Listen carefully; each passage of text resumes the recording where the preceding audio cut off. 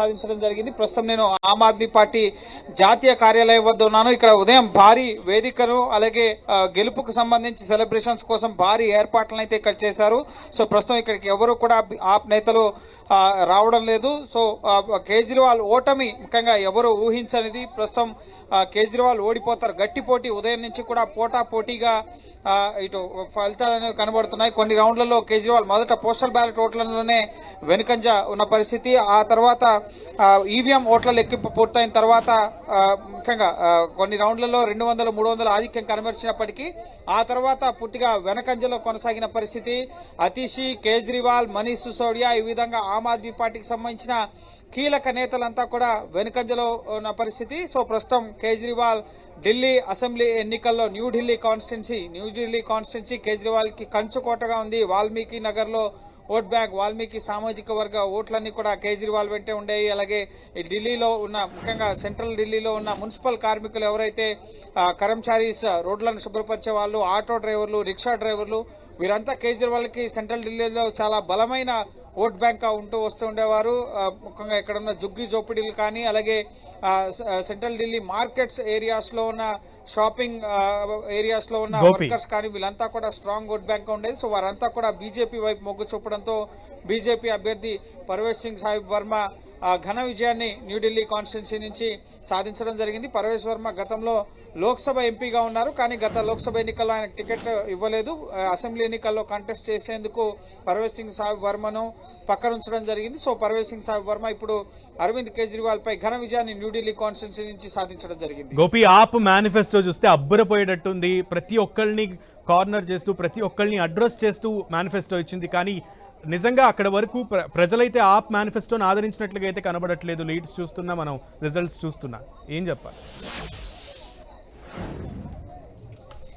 Yes, Aam Aadmi party హామీల విషయంలో ఒక దేశ రాజకీయ చరిత్రలోనే వినూత్నమైన శైలితో ఆమ్ ఆద్మీ పార్టీ సామాన్య ప్రజానీకం కోసం హామీలను ఇస్తూ వచ్చింది. 2013, 15, 20 ఈ సంవత్సరాలు ముఖ్యంగా 2015లో ఇచ్చిన హామీలు మెజార్టీ నెరవేర్చడంతోనే 2020లో మరోసారి అధికారాన్ని కట్టబెట్టారు. కానీ 2020 వచ్చిన తర్వాత కోవిడ్ సమయంలో కేజ్రీవాల్ ఆయన నివాసాన్ని నిర్మించుకోవడం కానీ, లిక్కర్ ఎక్సైజ్ పాలసీ 2021-22 ఆ పాలసీలో కుంభకోణం జరగడం కానీ, ఆ తర్వాత ఢిల్లీ నీటి సమస్యలు, యమునా కాలుష్యం, ఢిల్లీకి స్టేట్ ఫుడ్ తెస్తామని చెప్పి ఇచ్చిన హామీ నెరవేరలేదు, యమునా ప్రక్షాళన పూర్తి కాలేదు. పక్కన పంజాబ్ లో అధికారంలోకి వచ్చినా కూడా పంజాబ్ లో పంట వ్యర్థాల దహనంతో ఢిల్లీ ప్రతి సంవత్సరం కూడా శీతాకాలం గ్యాస్ ఛాంబర్ లో మారిపోతున్న దృశ్యాలు మనం చూస్తూనే ఉన్నాం. సో కేజ్రీవాల్ ముఖ్యంగా పార్టీకి సంబంధించిన ఆమ్ ఆద్మీ పార్టీ పంజాబ్ లో అధికారంలో ఉన్నా అక్కడ పరాలీ కాల్చడం కానీ, ఆ వ్యర్థాల దహనంతో ఢిల్లీ గ్యాస్ ఛాంబర్లో మారడం, వాహన కాలుష్యాన్ని తగ్గించలేకపోవడం, ఇవన్నీ కూడా కొన్ని కారణాలు, వైఫల్యాలు ఉన్నాయి. ముఖ్యంగా మేనిఫెస్టోలో ఇచ్చిన హామీలకు ధీటుగా బీజేపీ కూడా 16 హామీలను ఇవ్వడం జరిగింది.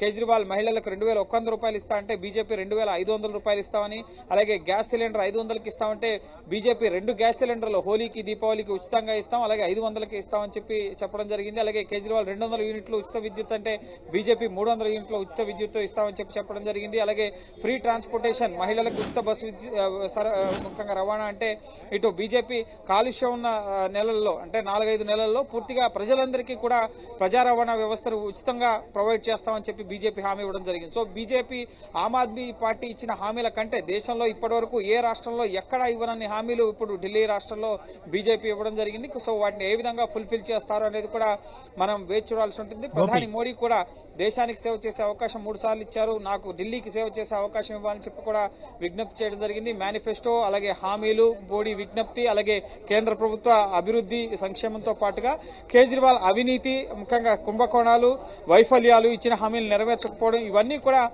ఇటు ఆప్ వైఫల్యాలకే ఆమ్ ఆద్మీ పార్టీ అభ్యర్థులు వెనకబడి ఉండడానికి, అలాగే చాలా కాన్స్టిట్యున్సీలు అభ్యర్థులను కూడా మార్చని పరిస్థితి.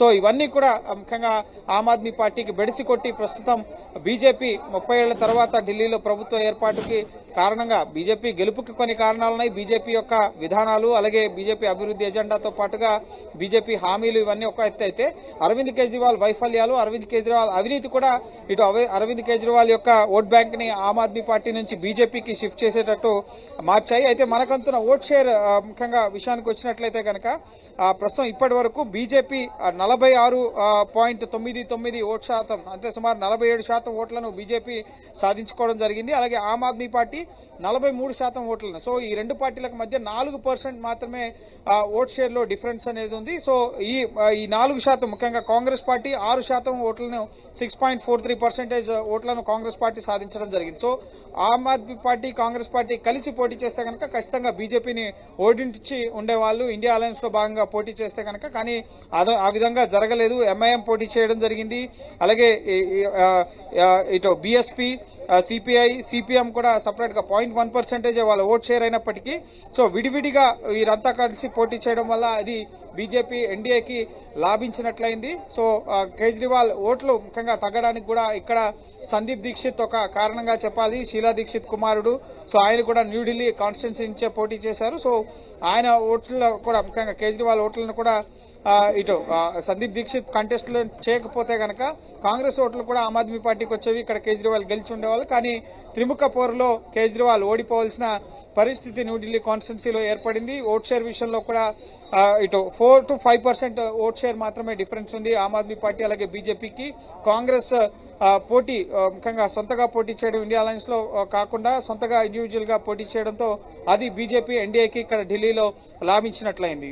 గోపి, ఎగ్జాక్ట్లీ మీరు అన్నట్లుగానే అండ్ విమర్శలు ప్రతి విమర్శలు కూడా తారాస్థాయికి జర్నీ. ఎంపీ ఎలక్షన్స్ లోనేమో కలిసి పోటీ చేసి ఎమ్మెల్యే ఎలక్షన్స్కి వచ్చేసరికి గత 5 నెలల వ్యాప్తిలోనే ఈ గ్యాప్లోనే విస్తృతంగా కాంగ్రెస్ ఆప్ ఇద్దరు కూడా ఒకళ్ళ మీద ఒకళ్ళు బహిరంగంగా విమర్శలు చేయడం కూడా ప్రజల్ని కన్ఫ్యూజ్ చేసిందని చెప్పొచ్చా? ఎస్, ఖచ్చితంగా అవినీతి పరుల జాబితా అని చెప్పి ఆమ్ ఆద్మీ పార్టీ ఒక లిస్ట్ ని విడుదల చేసింది. అందులో ప్రధాని మోడీ, అమిత్ షాతో పాటుగా ఇటు రాహుల్ గాంధీ యొక్క ఫేస్ ని కూడా ప్రొజెక్ట్ చేయడం జరిగింది. ఆమ్ ఆద్మీ పార్టీ ఇటు కాంగ్రెస్ ని కూడా బీజేపీని ఎంతగా టార్గెట్ చేసిందో కాంగ్రెస్ ని కూడా అంతలానే ఇటు ఆమ్ ఆద్మీ పార్టీ టార్గెట్ చేయడం జరిగింది. అలాగే ఇండియా అలయన్స్ లో కాంగ్రెస్ పార్టీ ఉండకూడదు అని ముఖ్యంగా ప్రచారాన్ని కూడా తెర మీదకి తీసుకొస్తూ ఇండియా అలయన్స్ లో ఉన్న పార్టీలన్నిటికీ కూడా లేఖను కూడా రాసిన పరిస్థితి. సో ఇండియా అలయన్స్ వైఫల్యం అనేది ఇక్కడి నుంచే స్టార్ట్ అవబోతుందా అన్నట్లుగా ఢిల్లీ ఎన్నికల ప్రచారంలో విమర్శలు ప్రతి విమర్శలు చోటు చేసుకున్న పరిస్థితి ఉంది. హర్యానాలో కూడా కలిసి పోటీ చేసేందుకు ఆమ్ ఆద్మీ పార్టీ కాంగ్రెస్ ను సంప్రదించిన కాంగ్రెస్ అడిగినన్ని స్థానాలు ఇచ్చేందుకు సుముఖత చూపకపోవడంతో విడివిడిగా పోటీ చేశారు. ఇక ఢిల్లీ